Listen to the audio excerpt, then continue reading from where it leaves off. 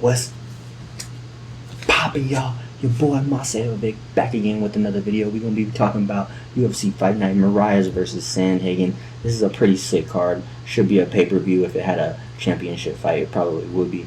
But first fight of the night, man, we're going to talk about Tybur Ulanbekov versus Bruno Bulldog Silva.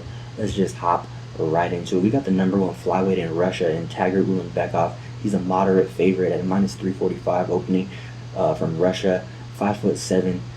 This dude is versatile, dog. Like, when I was watching him, I was watching some of the tape on him. He's got 6 submission wins. I seen Khabib in his corner. That's always a positive when you got one of the GOATs in your corner. He likes to pump the jab to keep the range. Good knees up the middle. Nice straight right hands. Trips from the body lock position. He likes to work from half guard and transition to side control. He seems like he got good cardio through 3 rounds, and he likes to keep a good pace. He's definitely more of a volume striker, though, more than power, in my opinion. But yeah, like I said, super versatile, pretty good anywhere the fight goes. 6 submission wins, like I said. And he's going up against 10-5-2 Bruno Bulldog Silva as the moderate underdog, fighting out of Rio de Janeiro, Brazil, 30 years old, 125 pounds, 5'4", 66-inch reach. And Bruno Silva, he's lost both of his UFC fights, but he does have a nice front kick. He definitely has the more power in this matchup, but he is susceptible to body shots. I've seen him get hurt several times in a couple of his fights with body shots. He got controlled by David Dvorak. You guys might be familiar with him, but he definitely wants to fight on the ground, even though he doesn't have the best control when he's on top. And his gas tank, it's not that great. So give me Tybur Ulanbekov, probably via TKO in the 3rd round. He's just a better fighter overall, way more versatile. He's got a plethora of different moves I think he could use on Bruno Silva. And yeah, he's just a better fighter with a better gas tank. So when Bruno slows down in the 2nd and 3rd, I just think Tybur is going to pick it up on him. Anyways, let's go ahead and move on to the next fight. I think it's Tracy Cortez versus, what's her name, Stephanie Egger. Let's see. Yeah, Tracy Cortez versus Stephanie Egger. So we got a women's fight right here. Tracy Cortez, 7-1. She's the -260 moderate favorite, fighting out of Scottsdale, Arizona. 26 years young, 136 pounds, 5'5", 67-inch reach. And when I was watching tape on Tracy Cortez, well, first of all, she lost her first fight via guillotine, and she's on a 7-fight win streak. So she lost her first fight and hasn't lost since. She's got a nice left and good straight right. Nice low kicks, but she does leave her chin exposed when she's throwing them. She's a good offensive boxer. She likes to mix up her takedowns with her striking, but she doesn't have the best striking defense. She has good work against the cage. She likes to use underhooks to keep and head position to keep her to bully her opponents against the cage. She's got nice knees.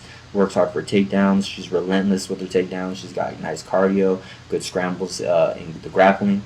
And let's see, she's going against Stephanie Egger, who's 5-1. 220 moderate underdog, fighting out of Switzerland, 32 years young, 138 pounds, 5'8", and we don't know her reach. But she is a judo fighter. She likes to strike to set up the takedowns. She wants to fight on the mat, at least from what I've seen against her opponents. She was pretty much, ragdolling her opponents and getting them on the ground at will. She transitions to mount when she gets there, and she's good with back control. She looks for submissions. This is a tough fight to call, but with Tracy Cortez being such a huge favorite in this matchup, I think it's more of a coin toss in my opinion. I think Stephanie Egger is game. Tracy Cortez has definitely fought the better competition, but Stephanie Egger might be a live dog here. I feel like this fight is a coin toss. It could go decision, could go, Tracy could get a sub, something, but I don't know, man. I think the value is definitely on Stephanie Egger. If you're looking to bet, I'd definitely go that way. Otherwise, I'm pretty much staying off this fight. Go ahead and move on to the next fight, where we have Giga Chikadze against Omar Morales. So first up, I want to talk about Omar Morales. He's 10-0. He's the slight favorite, fighting out of Venezuela. Well, actually, he's fighting out of Florida, but he's from Venezuela. 34 years old, 155 pounds, 5'11", 74-inch reach. And Omar Morales, man, this dude, he started amateur kickboxing at age 15, so that tells you something. He's 34 now, so he's got a lot of experience on his side. He's got good lead side kick, nice high kicks, good kicks overall. Good straight right hands, got a stiff jab, and he's definitely the tougher, more powerful striker in this matchup. Talking about Giga Chikadze, he's a 10-2, slight underdog, fighting out of Huntington Beach, California, originally from Georgia, 32 years old, 145 pounds, 6 foot, 74-inch reach. So these guys' attributes are pretty similar. Giga Chikadze, he loves the liver kick. He likes to switch stances. He's kind of flat-footed though, and he throws lots and lots of kicks. He's got 2 kickboxing titles to his name, 38 kickboxing wins. He's got some nice overhand rights, good straights from both sides. He's a technically sound striker, more of a point, like flashy style in my opinion. Good reversals from the bottom when he does get taken down. He'll try to get back up, but his cardio isn't great from what I've seen. He kind of fades late in the second and third. I do think Omar Morales' cardio is better. He hits a little bit harder. This is going to be a nice striking matchup. I'm interested to see this fight. I'm not a big Giga Chikadze fan. I think he lost a split decision, or he won a split decision. I think he should have lost. I think it was against Jamal Emmers, if I'm not mistaken. But yeah, I'm definitely going Omar Morales, either by decision or TKO. But I do like Omar Morales. Maybe later in the week I'll throw him in a couple parlays. But yeah, definitely going to try to fade Giga Chikadze in this particular matchup. All right, going on to the next fight. I believe it's Ali Alkaze. I don't know, I can't speak right now, versus Tony Kelly. See this one.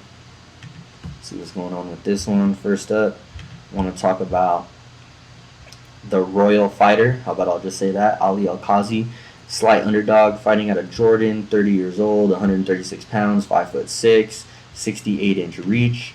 So he lost his last fight to Irwin Rivera. You guys might be familiar with Irwin, just fought most recently.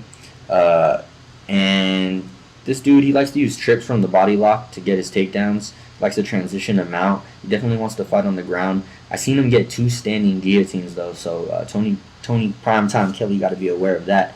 But he doesn't seem to have the best striking. Like I said, he definitely wants to fight on the mat. Talking about Tony Kelly, 6'2", 33 years old, 5'9", 70-inch reach, 6-2 record. He's the moderate favorite.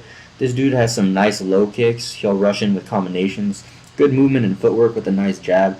Nice distance management, in my opinion. Doesn't have the best takedown defense, but he works to get back up. He's susceptible to body shots. I've seen him get hurt by some.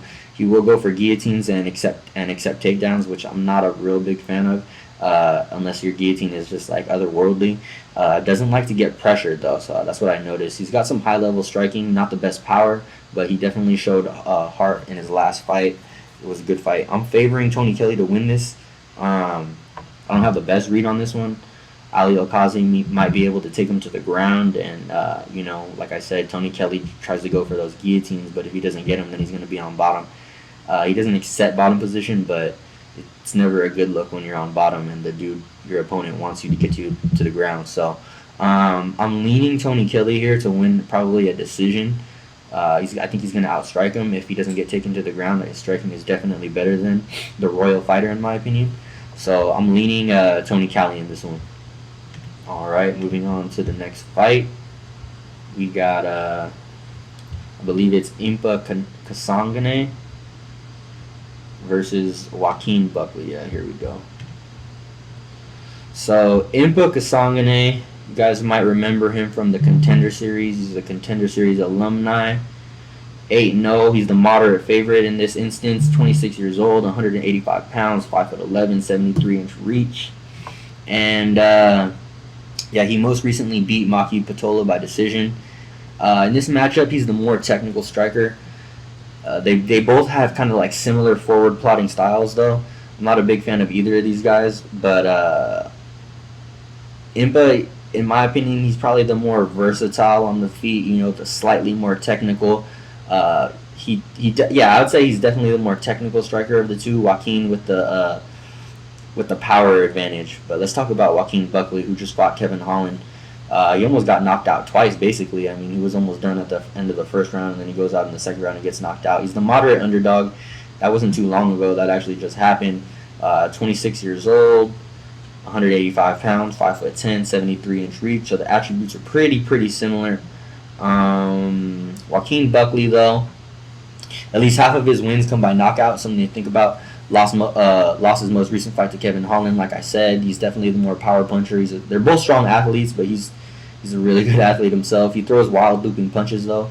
Like I said, not the most technical, but he's not afraid to get inside and mix it up. He'll take one to give one, you know, and you don't want to get given one by Joaquin Buckley. This dude will put you out. But he uses combinations to get within range. You know, he'll close the distance with combinations. I am going to lean Impa on this one, but the value is 100% on Joaquin Buckley. Him being such a huge underdog in this instance, I mean, I do think Impa is probably the more technically sound fighter in this case, but I would not have him as such a massive favorite like this. I think Joaquin Buckley, one punch, you know, he comes in the pocket right there. Impa could get clocked, and there goes his O, you know. So yeah, I'm leaning Impa, but I mean, I might just throw, you know, sprinkle a little something on Joaquin right there, because that's nice. That's some nice live dog money right there, in my opinion. But take from that what you will. Moving on to the next fight, we got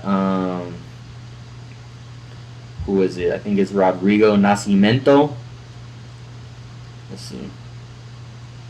It's a lot of good fights on this card. Rodrigo Nascimento versus Chris Daukaus. All right. Let's see what we got here. 8-0 Rodrigo Ze Colmea. He's the moderate favorite. 27 years old, 255, 6'2", 80-inch reach.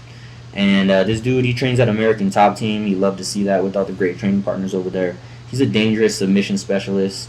He's got nice pressure, good low kicks, good body kicks and front kicks. Like I said, overall plethora of nice kicks for a heavyweight. He's an athlete. He likes to throw the straight right hand.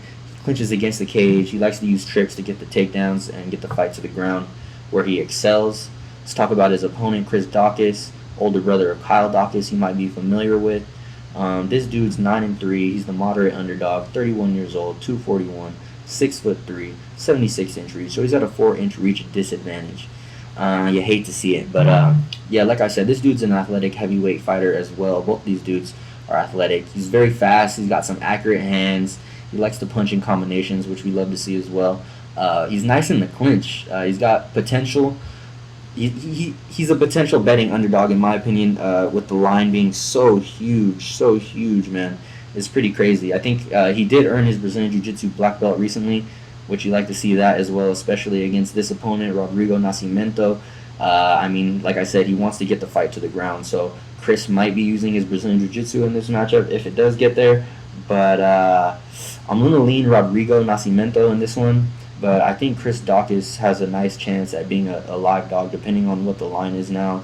I mean, that line is just way too wide. The value is definitely on Chris right here, but I might have to wait until later in the week to see if I'm going to have any plays in this particular fight.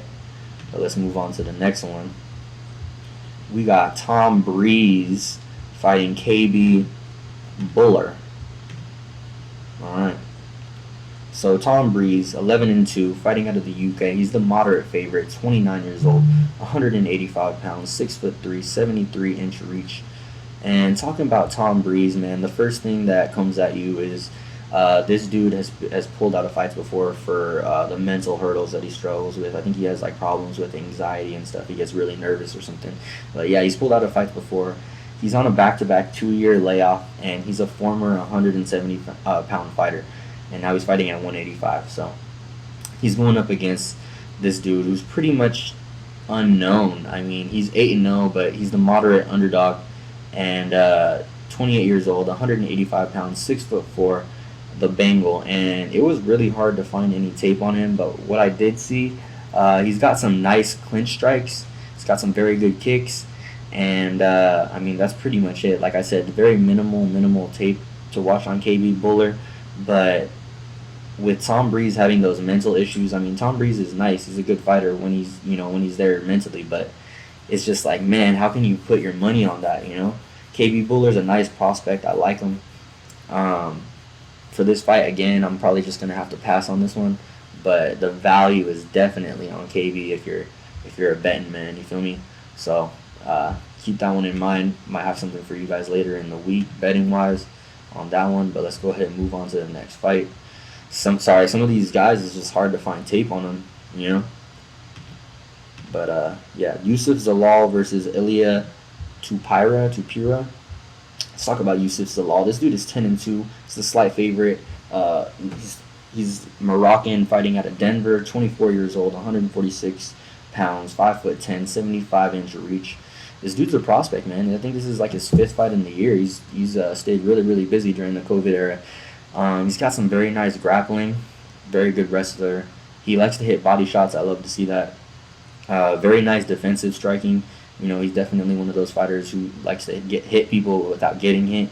He's got good pressure from the top, and he'll hit you and be elusive, like I said, and not get hit. And he's got consistency fighting. Like, you know, you want to see people in there fighting all the time without these long layoffs. So it's great to see that. And his opponent, Ilia Topuria, he's 8-0, 23 years old, 5'7". He's got 4 submission wins of his own. I believe his path to victory is a finish. That's his only path to victory. I don't think he's going to outpoint him. I think Youssef Zalal definitely has the volume advantage in this case. He's only been to round 2 once, you know, and he's got a nice straight right hand on him, though. He likes to rip to the body as well. He's got good takedown defense. Heavy ground and pound from the top when he is on top, and he's a nice grappler in his own right. But yeah, I just see Youssef Zalal. I think, you know, he just has too much momentum. I believe he's the better fighter overall, and I don't know. I just think he's gonna. I mean, Topuria is pretty good himself. Like, he's not a bad fighter, but I just think that Youssef Zalal has all the momentum in the world, and he's pretty well rounded. And I see him probably taking him into the 2nd and 3rd round where he hasn't been before, and, you know, either grinding out a decision win or maybe finishing him in the 3rd. But yeah, that's what I got for that one. Let's go ahead and move on to the next fight.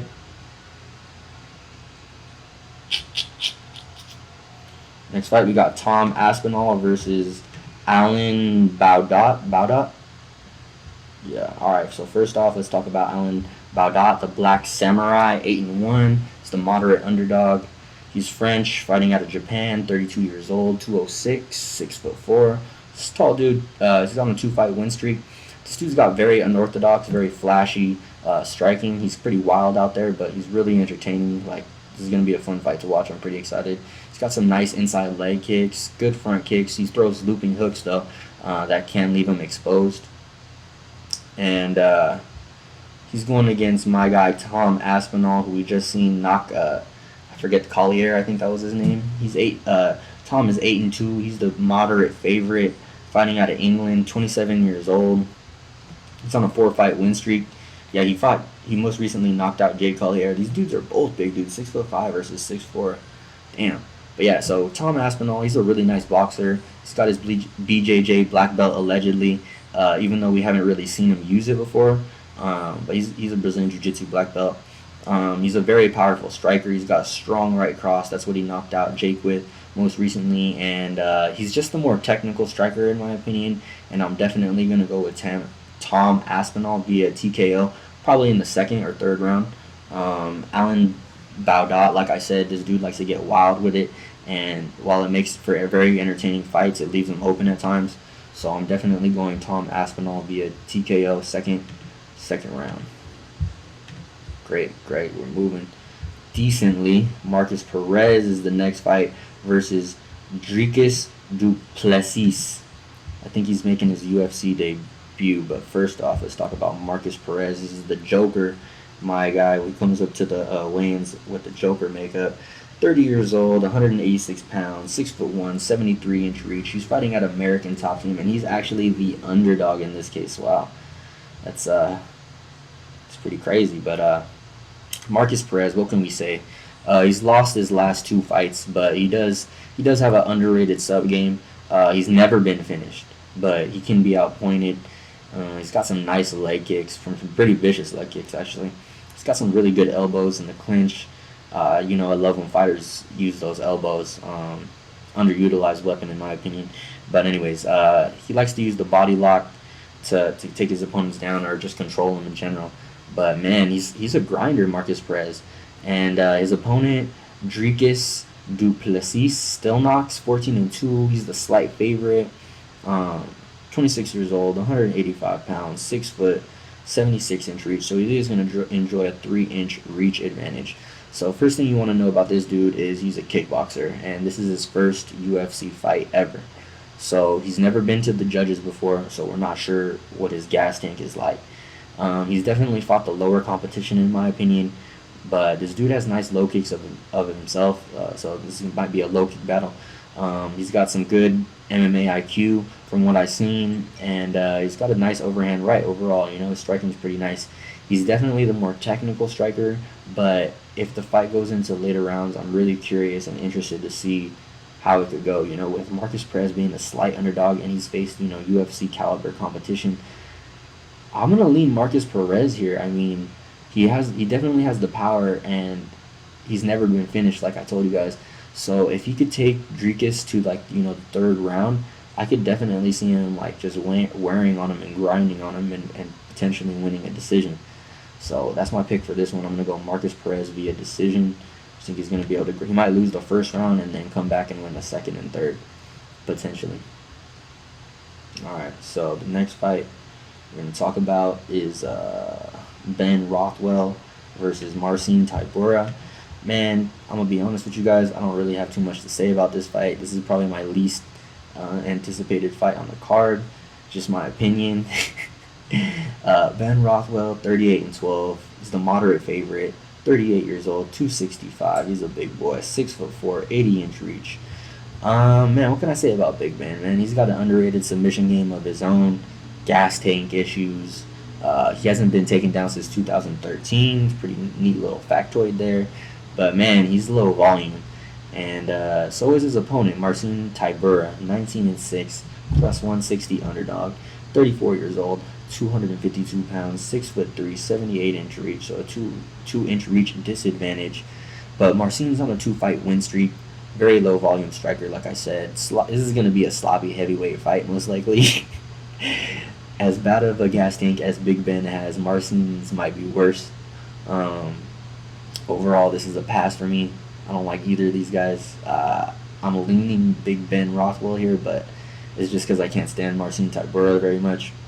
But I mean, like I said, I'm not even a Big Ben fan either, so I'm probably going to pass on this fight. You guys could... I'm leaning Ben, though. I'm leaning Ben. But anyways, let's go to the next fight. Talk about something maybe a little bit more interesting. We got Edson Barbosa versus Makwan Amirkhani. This is a good fight, man. I like this fight. Even though Edson Jr. Barbosa has been struggling recently, he got a loss against Danny. Controversial. I think he won that one, you know.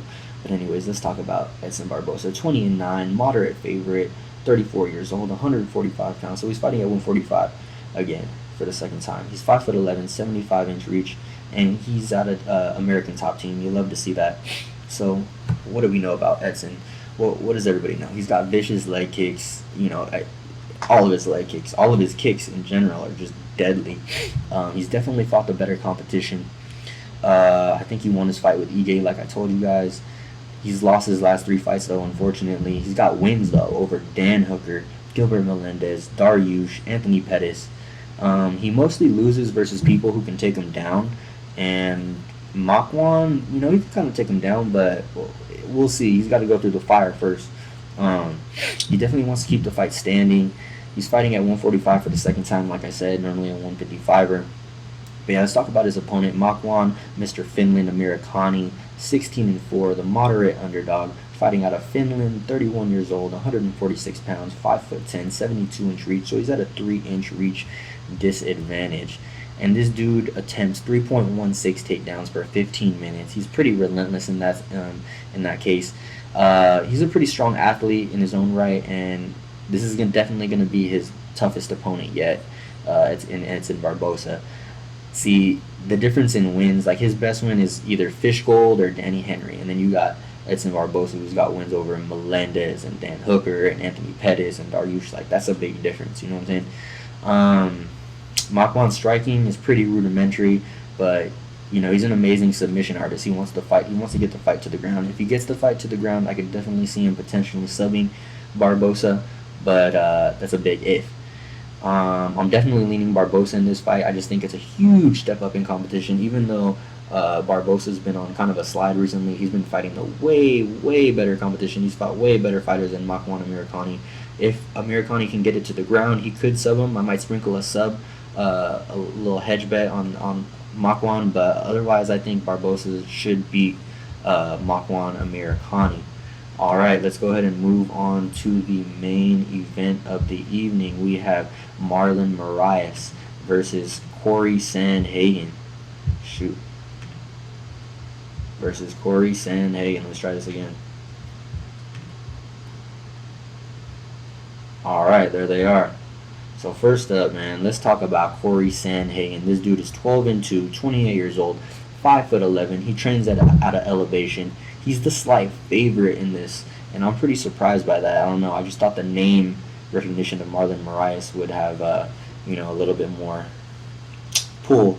But yeah, he's 135 pounds, 5'11". He's tall, 70-inch reach. What could I say about Cory Sandhagen? He lost his last fight via backpack from Aljamain Sterling. Everybody remembers that. It was real quick, snappy. Didn't get hurt, but it was just, man, domination real fast. But this dude, he outstrikes his opponents by 3 strikes per minute, or just about 3 strikes per minute. That's a huge difference. He's got the longer attributes in terms of his arms and legs. He's the taller fighter. Really good stand-up, super versatile. He's a stance switcher. He likes to throw the front kick to the body. His best win is Rothwell Sunsao, and he's just an unorthodox striker. He likes to throw things from weird angles and just stuff you don't normally see from most people in striking. He's a master at the range. He's a good grappler overall, even though he did get just completely backpacked by Aljamain Sterling. And he likes to put the pressure on in the later rounds. I definitely think he has the better cardio in this matchup. He's going up against 23-6 Marlon Moraes, 32 years old, 5'6", 66-inch reach. So he's at a 4-inch reach disadvantage. It's huge. Yeah. So what can I say about Marlon? He's a fast twitch, muscle fiber type of athlete, very explosive, but he is susceptible to gassing out, as most of you are probably already know. He does rely on his power, and he struggles when he can't get his opponents out. Definitely seen that, and he's fought the better competition, of course. But he's got a brutal left high kick. His switch kick is one of the most deadly in the game. They have a common opponent of Aljamain Sterling, in which Moraes knocked him out. So